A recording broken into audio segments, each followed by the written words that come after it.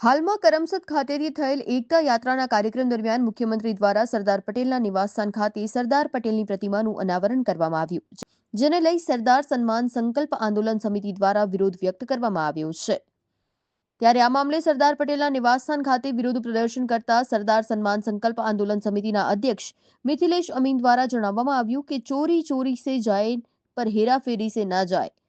રાજ્યના મુખ્યમંત્રી ભૂપેન્દ્ર પટેલ તથા આણંદ જિલ્લાના સાંસદ મિતેશભાઈ પટેલ દ્વારા સરદાર પટેલના ઐતિહાસિક નિવાસસ્થાનના 200 વર્ષના ઇતિહાસમાં સૌપ્રથમવાર સસ્તી લોકપ્રિયતા મેળવવા સરદાર પટેલનું સ્ટેચ્યુ મૂકી પોતાના નામની તકતી લગાડી સરદારના નિવાસસ્થાનનું અપમાન કરેલ છે। આ હીન કૃત્યના વિરોધમાં સરદાર સન્માન સંકલ્પ આંદોલન સમિતિ કરમસદ ગુજરાત તથા કરમસદના નગરજનોએ સખત વિરોધ નોંધાવ્યો છે।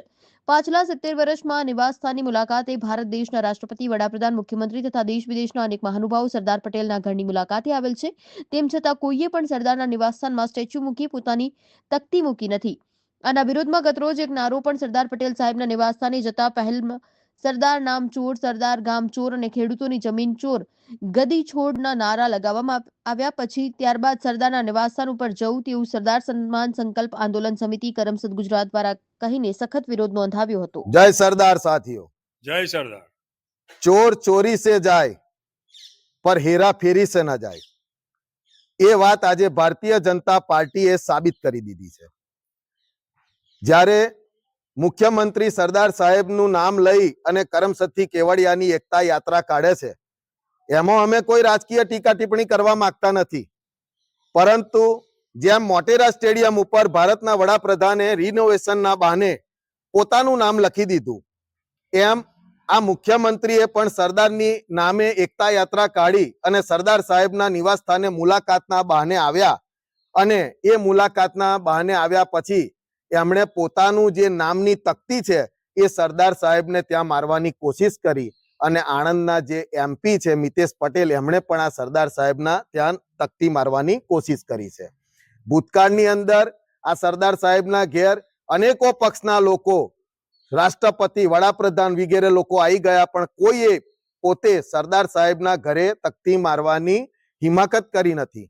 પરંતુ આ જે મુખ્યમંત્રી અને જે હાલના બકાભાઈ એમપી મિતેશભાઈ પટેલ છે, એમણે બાપ નંબરી કે જેવું મોદી સાહેબે કર્યું હતું કે ભાઈ રિનોવેશનના બહાને સ્ટેડિયમનું નામ પર એમનું નામ લખી દીધું, તો બાપ નંબરી બેટા 10 નંબરી જેવી વાત કરી છે।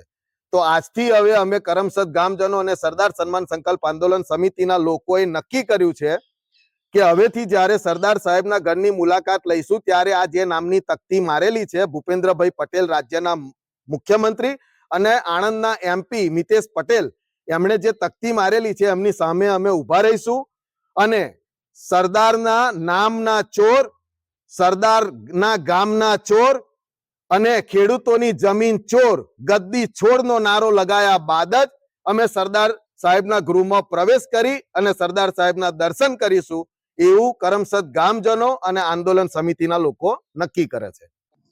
જય સરદાર।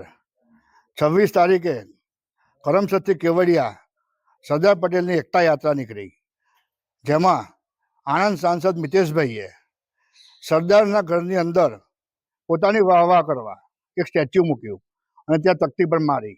અત્યાર સુધી 150 વર્ષના ઇતિહાસમાં સરદાર પટેલના પરિવારના 2 સંસદ સભ્યો થયા છે। નટુભાઈ મણિભાઈ પટેલ સંસદ સભ્ય થયા છે, દિલીપભાઈ મણિભાઈ પટેલ સંસદ સભ્ય થયા છે કરમસદથી। એમણે પણ કોઈ દિવસ આવી સસ્તી લોકપ્રિયતા મેળવવા માટે સરદારના ઘરનો ઉપયોગ નથી કર્યો। બીજી વસ્તુ એ છે કે પાછળ દેખાય છે સરદાર પટેલનું નિવાસસ્થાન છે, ઐતિહાસિક નિવાસસ્થાન છે, જે 200 વર્ષ જૂનું છે।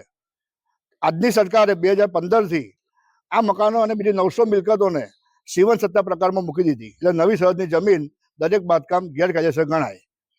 તમે વિચારો, 200 વર્ષ પહેલા એને પદ્ધતિ હતી જ નહીં જમીનની એને કરાવવાની, તારના મકાનો છે। સરદારનું સ્ટેડિયમ લઈ લીધું, સરદારનું ગામ લઈ લીધું, હવે સરદારના પોતાના નિવાસસ્થાનને પણ આ લોકોએ સીવન સત્તા પ્રકારમાં મૂકી દીધું છે કે જેથી આ નિવાસસ્થાન પર દૂર કરી શકાય ભવિષ્યમાં।